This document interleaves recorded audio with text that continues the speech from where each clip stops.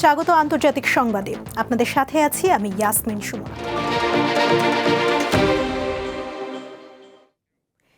এখন থেকে অনির্দিষ্টকালের জন্য ভেনেজুয়েলার তেল উত্তোলন ও বিক্রয় সংক্রান্ত সার্বিক ব্যবস্থাপনা যুক্তরাষ্ট্রের হাতে থাকবে বলে জানিয়েছেন দেশটির পররাষ্ট্রমন্ত্রী মার্কো রুবিও। স্থানীয় সময় বুধবার মার্কিন পার্লামেন্ট কংগ্রেসের উচ্চ ভবন সিনেটে এক ব্রিফিংয়ে এ তথ্য জানিয়েছেন তিনি। ব্রিফিংয়ে মার্কো রুবিও বলেন, ভেনেজুয়েলার তেল খাতে বিশৃঙ্খলা এড়াতে দেশটির তেল উত্তোলন, বিপণন সহ সার্বিক ব্যবস্থাপনা এখন থেকে অনির্দিষ্টকালের জন্য যুক্তরাষ্ট্রের হাতে থাকবে। তিনি আরও বলেন, এই মুহূর্তে যুক্তরাষ্ট্রের সরকার এবং সরকারের অনুমোদিত সংস্থা বা কোম্পানি ছাড়া আর কাউকে এই খাতে প্রবেশ করতে দেয়া হবে না। অন্যদিকে উত্তর আটলান্টিক সাগরে রাশিয়ার পতাকাবাহী একটি তেল ট্যাঙ্কার জব্দ করেছে যুক্তরাষ্ট্র। সংবাদ মাধ্যম আল জাজিরা বলছে, ভেনেজুয়েলার সঙ্গে সম্পর্কিত বলে ধারণা করা একটি তেলবাহী জাহাজ জব্দ করার কথা নিশ্চিত করেছে যুক্তরাষ্ট্র। তবে এ ঘটনায় নিন্দা জানিয়েছে রাশিয়া।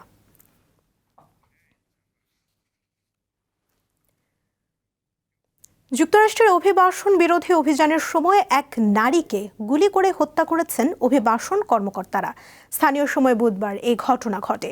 রয়টার্স জানায়, যুক্তরাষ্ট্রের মিনেসোটা অঙ্গরাজ্যের সবচেয়ে বড় শহর মিনিয়াপোলিসের পাশের একটি আবাসিক এলাকায় অভিবাসন বিরোধী অভিযানের সময় ইমিগ্রেশন অ্যান্ড কাস্টমস এনফোর্সমেন্ট কর্মকর্তাদের গুলিতে এক নারী নিহত হন। অভিবাসীদের বিরুদ্ধে বড় পরিসরে অভিযান চালানোর প্রতিবাদে বিক্ষোভের মধ্যে গুলিতে নিহতের এই ঘটনা ঘটল। তবে বিস্তারিত তথ্য এখনও জানা যায়নি এবং নিহত নারীর নাম পরিচয়ও প্রকাশ করা হয়নি। তবে বিবিসি জানিয়েছে, নিহত নারীর বয়স 37 বছর। এ ঘটনায় যুক্তরাষ্ট্রের প্রেসিডেন্ট ডোনাল্ড ট্রাম্প নিহত নারীকে একজন পেশাদার উস্কানিদাতা বলে মন্তব্য করেছেন। এছাড়া হোমল্যান্ড সিকিউরিটি বিভাগের মুখপাত্র নিহত নারীর বিরুদ্ধে হামলার অভিযোগ তোলেন। তবে এসব অভিযোগ প্রত্যাখ্যান করেছেন মিনিয়াপোলিসের মেয়র জ্যাকব ফ্রে।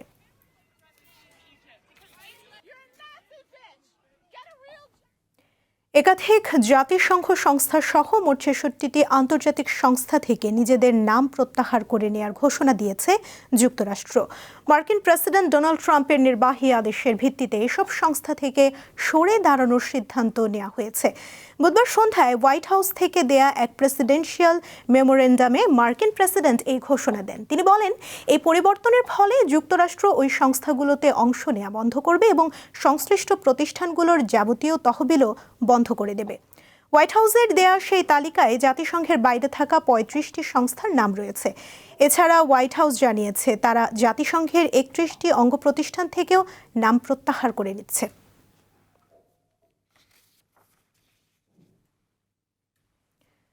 যুদ্ধবিরতি কার্যকর থাকার পরও বুধবার গাজা সিটিতে ইসরায়েলি বিমান হামলায় ২ ফিলিস্তিনি নিহত এবং ৩ জন আহত হয়েছে। হামলাটি গাজা সিটির পূর্বাঞ্চলের আল তুফাহ এলাকায় একটি বাড়ি লক্ষ্য করে চালানো হয়। যুদ্ধবিরতি চুক্তির আওতায় এই এলাকা থেকে ইসরায়েল তাদের সেনা প্রত্যাহার করেছিল। এদিকে ইসরায়েলি সেনাবাহিনী দাবি করেছে, উত্তর গাজায় তাদের বাহিনীর ওপর গুলি চালানো হয়েছিল।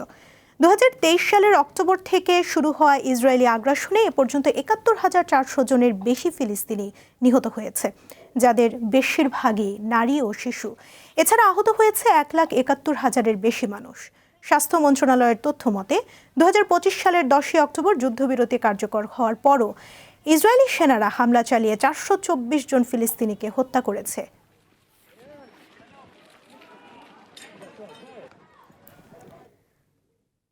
বাংলাদেশকে JF-17 থান্ডার যুদ্ধবিমান বিক্রির প্রস্তাব দিয়েছে পাকিস্তান। বুধবার পাকিস্তান ISPR এর বরাত দিয়ে এক প্রতিবেদনে এই তথ্য দিয়েছে বার্তা সংস্থা রয়টার্স।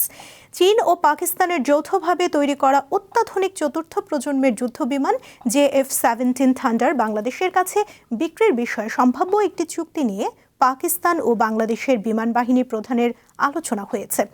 অস্ত্র রপ্তানি বৃদ্ধি এবং বাংলাদেশের সঙ্গে সম্পর্ক জোরদার করার লক্ষ্যে এই চুক্তি করা হচ্ছে বলে জানিয়েছে পাকিস্তান।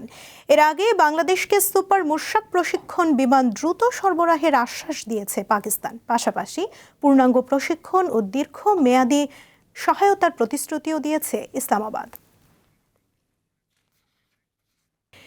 ইরান তার শত্রুদের ওপর আগাম হামলা চালাতে পারে বলে হুঁশিয়ারি দিয়েছে। দেশটির নবগঠিত ইরানিয়ান ডিফেন্স কাউন্সিল এক বিবৃতিতে এ সতর্ক বার্তা দেয়। ফলে এ অঞ্চলে নতুন করে উত্তেজনা বেড়ে যাওয়ার আশঙ্কা তৈরি হয়েছে। বিবৃতিতে কাউন্সিল জানায়, ইরানের অভ্যন্তরীণ বিষয়ে কোনো ধরনের হস্তক্ষেপ বা দেশটিতে অস্থিরতা তৈরির চেষ্টা করা হলে তার দাঁত ভাঙা জবাব দেওয়া হবে। ইরানের বিপ্লবী গার্ড বাহিনী IRGC তাদের আকাশ প্রতিরক্ষা ব্যবস্থা ও ক্ষেপণাস্ত্র ইউনিটের সক্ষমতা যাচাইয়ের জন্য সামরিক মহড়া চালানোর 2 দিন পর এই হুঁশিয়ারি এলো। 2025 সালের জুনে ইরান ইসরায়েল সংঘাতের পর গঠিত হয় এই ইরানিয়ান ডিফেন্স কাউন্সিল।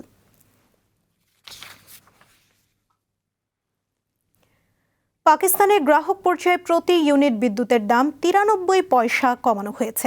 এর ফলে দেশটির সাধারণ গ্রাহকদের প্রতি মাসে মোট সাশ্রয় হবে 560 কোটি পাকিস্তানি রুপি। এক বিজ্ঞপ্তিতে এটি নিশ্চিত করেছে পাকিস্তানের বিদ্যুৎ খাতের নিয়ন্ত্রক সংস্থা। এতে বলা হয়েছে, গ্রাহক পর্যায়ে বিদ্যুতের দাম আন্তর্জাতিক বাজারে জ্বালানির দামের ওপর নির্ভরশীল। নভেম্বর মাসে জ্বালানির দাম অপেক্ষাকৃত কম থাকায় ভোক্তা পর্যায়েও বিদ্যুতের দাম কমানো হয়েছে। আরও বলা হয়েছে, করাচি সহ পুরো পাকিস্তানের সব সাধারণ গ্রাহকরা এই মূল্য হ্রাস ভোগ করবেন।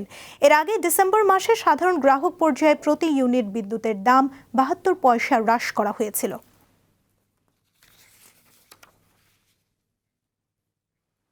বিশ্বের বৃহত্তম দ্বীপ গ্রিনল্যান্ড দখল বা নিয়ন্ত্রণ নেয়ার বিষয়ে মার্কিন প্রেসিডেন্ট ডোনাল্ড ট্রাম্পের অনড় অবস্থানের প্রেক্ষিতে কঠোর হুঁশিয়ারি দিয়েছে ইউরোপীয় ইউনিয়ন ও এর সদস্য দেশগুলো। ফ্রান্স ও জার্মানি জানিয়েছে, যদি যুক্তরাষ্ট্র আন্তর্জাতিক আইন লঙ্ঘন করে ডেনমার্কের স্বায়ত্তশাসিত এই অঞ্চলটি দখল করার চেষ্টা করে, তবে তারা সম্মিলিতভাবে পাল্টা ব্যবস্থা নেবে। বুধবার ফরাসি পররাষ্ট্রমন্ত্রী জন নোয়েলকে সাক্ষাৎকারে বলেন, গ্রিনল্যান্ড ইস্যুতে মিত্র দেশ ডেনমার্কের পাশে দাঁড়াতে ইউরোপীয় অংশীদারদের নিয়ে একটি সুনির্দিষ্ট পরিকল্পনা তৈরি করা হচ্ছে। তবে তিনি ভেনেজুয়েলার মতো পরিস্থিতির পুনরাবৃত্তি গ্রিনল্যান্ডে হওয়ার সম্ভাবনা নাকচ করে দিয়েছেন।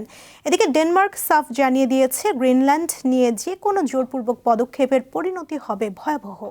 এতে নেটো সহ গত 80 বছরের নিরাপত্তা সম্পর্ক পুরোপুরি ভেঙে পড়তে পারে।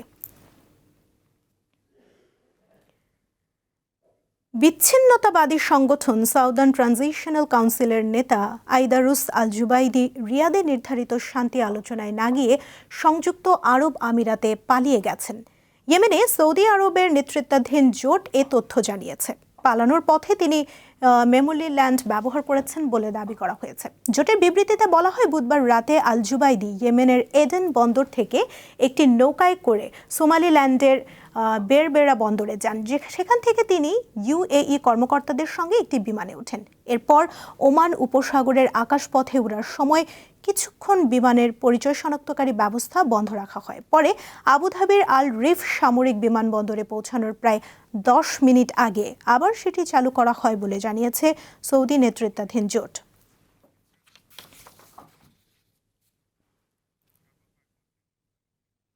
এই ছিল আন্তর্জাতিক সংবাদে। এরপর দীপ্ত সংবাদ বেলা 2টায় দেখার আমন্ত্রণ জানিয়ে শেষ করছি। এতক্ষণ সঙ্গে থাকার জন্য ধন্যবাদ সবাইকে।